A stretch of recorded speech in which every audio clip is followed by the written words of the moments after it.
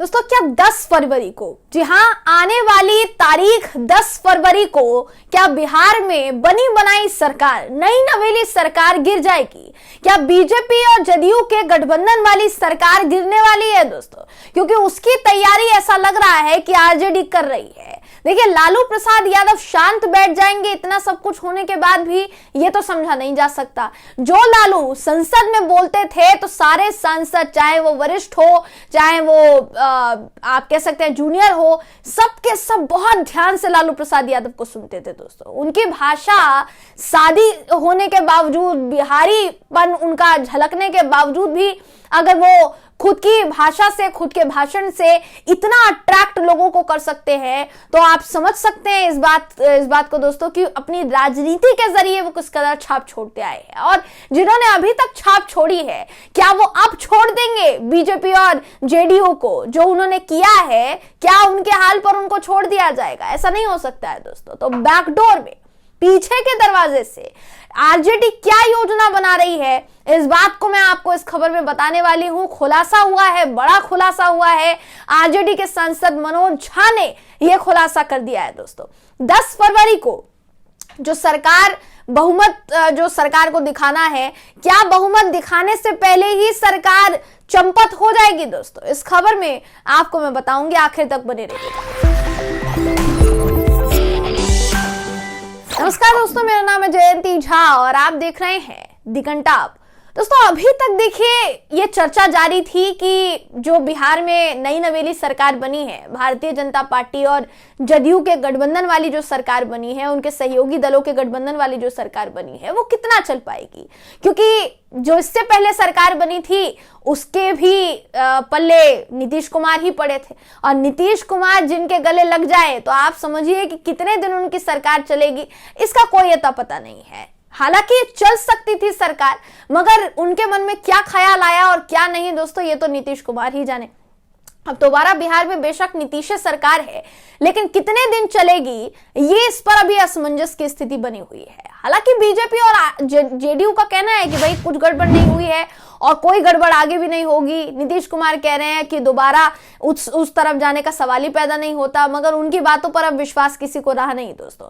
सब इस वक्त आरजेडी की रणनीति की तरफ निहार रहे हैं। लालू प्रसाद यादव और उनके सुपुत्र तेजस्वी यादव क्या कर रहे हैं बैकडोर से, इस पर सबका ध्यान है दोस्तों। तो अब इसको ही लेकर एक बड़ा खुलासा हुआ है जो आपको मैं बताने जा रही हूं। 10 फरवरी को बिहार विधानसभा में बहुमत साबित करना है दोस्तों सरकार को, और अभी फिलहाल एनडीए सरकार के पास, कह लीजिए एनडीए गठबंधन के पास बहुमत से 6 ज्यादा विधायक है।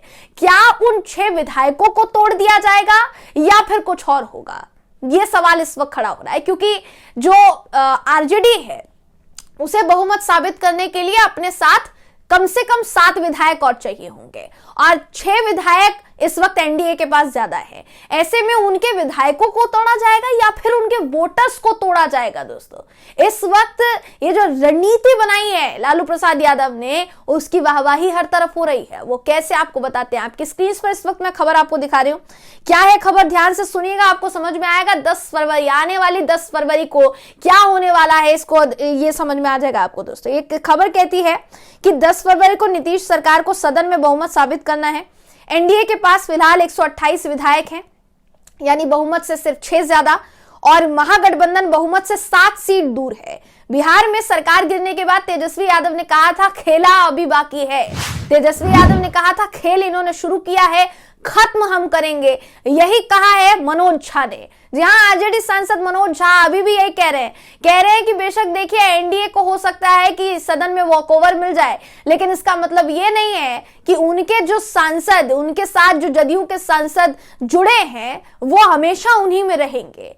जनता के हितों को देखते हुए या फिर जनता के मुद्दों को देखते हुए जदयू की जो विचारधारा है, अगर उसकी बात की जाए तो क्या जदयू अपनी विचारधारा के आधार पर अपना मत बदल सकती है, अपनी राय बदल सकती है? क्या जदयू के कुछ विधायक सिर्फ और सिर्फ विचारधारा के चलते आरजेडी का दामन थाम सकते हैं? यह सवाल इस वक्त खड़ा हो रहा है मनोज झा के बयान के बाद दोस्तों। क्या कुछ कहा है उन्होंने, देखिए उनसे कई सवाल किए गए।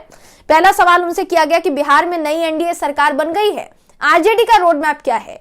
उन्होंने कहा यह नई सरकार नहीं है, पुरानी सरकार है। जिसे नीतीश जी ने यह कहकर तोड़ दिया था कि ये उनकी पार्टी तोड़ रहे हैं।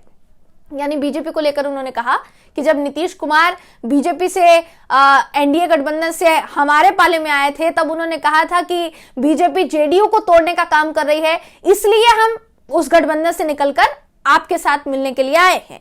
फिर नीतीश कुमार पैदल चलकर हमारे पास आए थे। लालू जी को लगा कि कभी ना कभी ये हमारी विचारधारा के थे, इनकी रक्षा की जाए। उस सरकार की उपलब्धियां आप सब जानते हैं। इसके बाद जो सवाल किया गया दोस्तों उनसे, वो ये किया गया कि क्या आरजेडी फ्लोर टेस्ट कराने की मांग करेगी। फ्लोर टेस्ट का मतलब क्या होता है दोस्तों, जब मान लीजिए कि किसी पार्टी को यह साबित करना है कि उन जिन्होंने सरकार बनाई हुई है असल में उनके पास बहुमत नहीं है।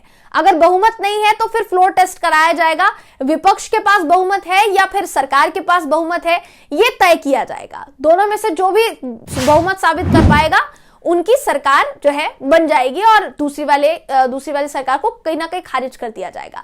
तो क्या फ्लोर टेस्ट आरजेडी करवाने वाली है? इसके जवाब में वो कहते हैं कि ये सारी चीजें सरकार बनाने की राजनीतिक कार्यशैली के अंदर आती है। राज्यपाल साहब ने भी नई सरकार को कहा होगा कि विश्वास मत हासिल करो, सदन के पहले दिन का इंतजार कीजिए जब विश्वास प्रस्ताव पर चर्चा होगी। यानी वो खुलकर ये कह रहे हैं जिस दिन सदन में विश्वास प्रस्ताव पर चर्चा होगी आप उस दिन देख लीजिएगा कि आरजेडी क्या करने वाली है, आरजेडी की रणनीति क्या होने वाली है। क्या आरजेडी सरकार बनाने की कोशिश करेगी, ये सवाल भी इनसे किया गया। वो कहते हैं कि हमारे सामने जाहिर तौर पर लोकसभा चुनाव की चुनौती है। बिहार में हर जाति के युवा ने अपने पड़ोस में अपने घर में नौकरी मिलती देखी थी। पहली बार इतने बड़े पैमाने पर नियुक्तियां हुई थी। बिहार का विश्वास हमारे साथ था। सदन में हो ना हो सड़क पर होगा, सदन का चरित्र भी बदल जाएगा, ये भी उन्होंने कहा है।